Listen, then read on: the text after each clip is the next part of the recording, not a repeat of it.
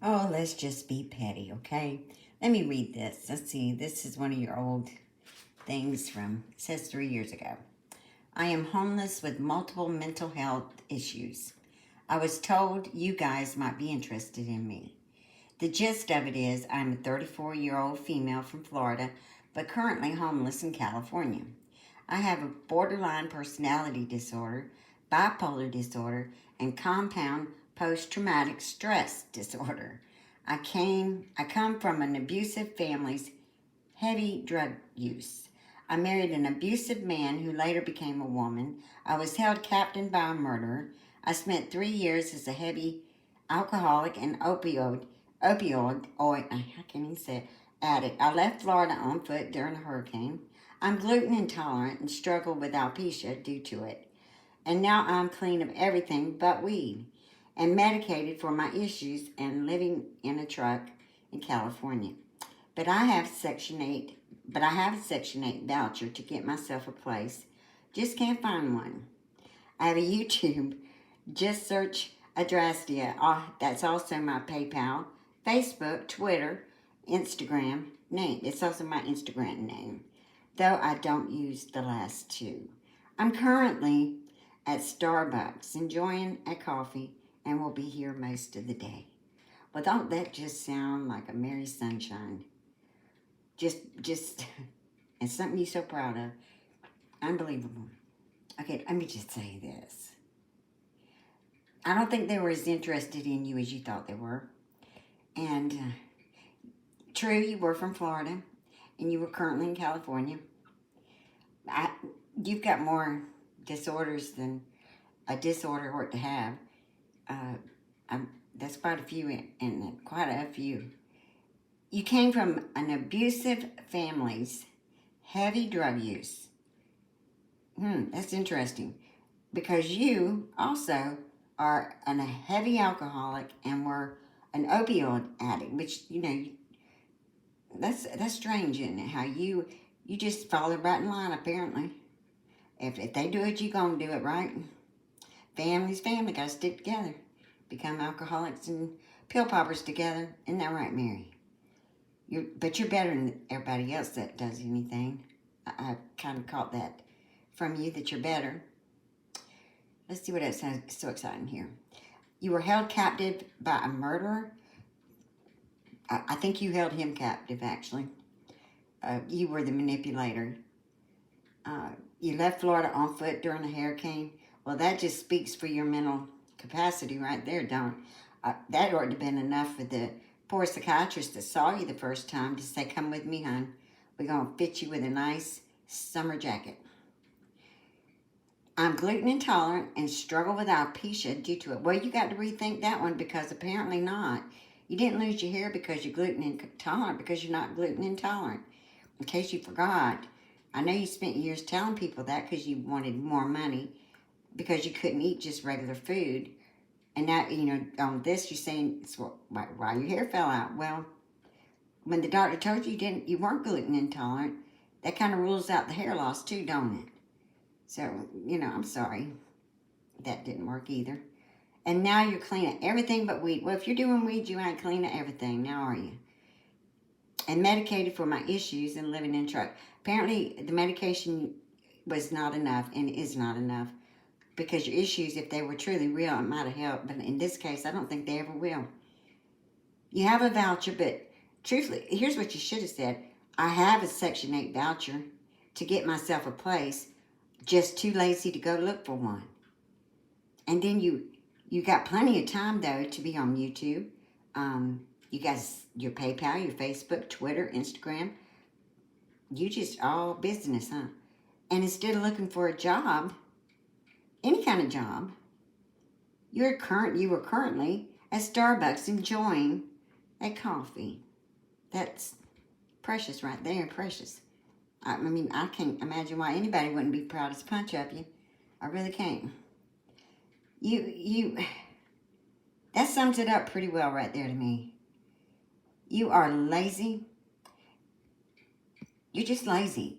And then you want to talk, you say, oh, I was a heavy drug user and a heavy alcoholic. Mary, If people have not seen how you behave when you run out of marijuana, which doesn't cause anything near coming off of narcotics, is like that. There's no, I don't, cannot imagine that you would have made it through withdrawal from any kind of like pain pills or heroin or morphine or any of this stuff. People see you go without marijuana for an hour and you just crying and carrying on, and there's just, it's impossible to buy that one, especially when you know. And I know, I just wonder who gave you the right to say anything about anyone in the family, myself or anyone else, about anything that we may have taken, prescription medications. Because I'm going to tell you, when I took them, they were prescribed for one. Two, coming off of them was no easy job. And it's something I don't like to talk about because I'll never go back there. So, I don't care what they say. I don't take anything. I don't trust any doctors. I don't trust them. I don't take anything because I'm not going through that again. That's just, I'm not. And apparently you haven't really, I don't know what you've experienced actually, because you've lied so much. I really don't even know what is truthful from the way back when that I may have assumed was truthful. But apparently, from what I can tell, every single video you make, there's a lie. You cannot tell the truth about the simplest things. Like, I'm not in my 70s, and you were not 8 years old when I got married. You were probably three years old. And the pictures would obviously show that. You just cannot bring it to yourself to say the truth about something so simple. So simple, but you lie. And that's what all this is about for me. I'm going to uncover and show where you lie. The things that I can show, I will show.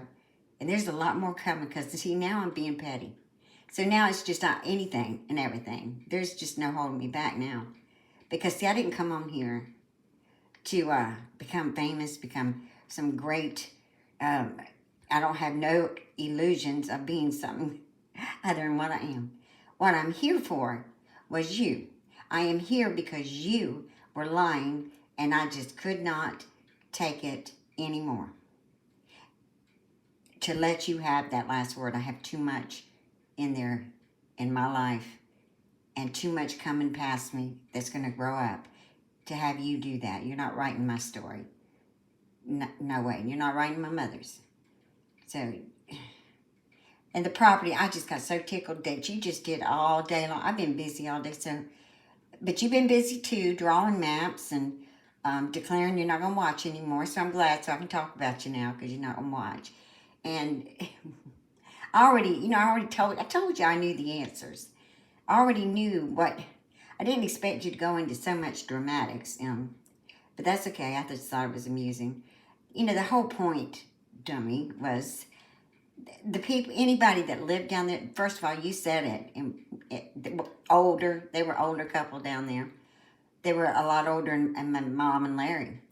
I don't see, even if they heard you, which I highly doubt, because you don't hear anything from the neighbors out there. I've been out there enough to know that they didn't hear nothing. If they had I can't imagine that poor man down at the very end would have jumped in his truck or whatever he had. I'd been down there without a truck, so it's possible. Come up there by himself and manhandled your over 6 foot tall husband, put him in the back of the truck. Somebody had to be holding them guns on him. I don't know who was doing all that.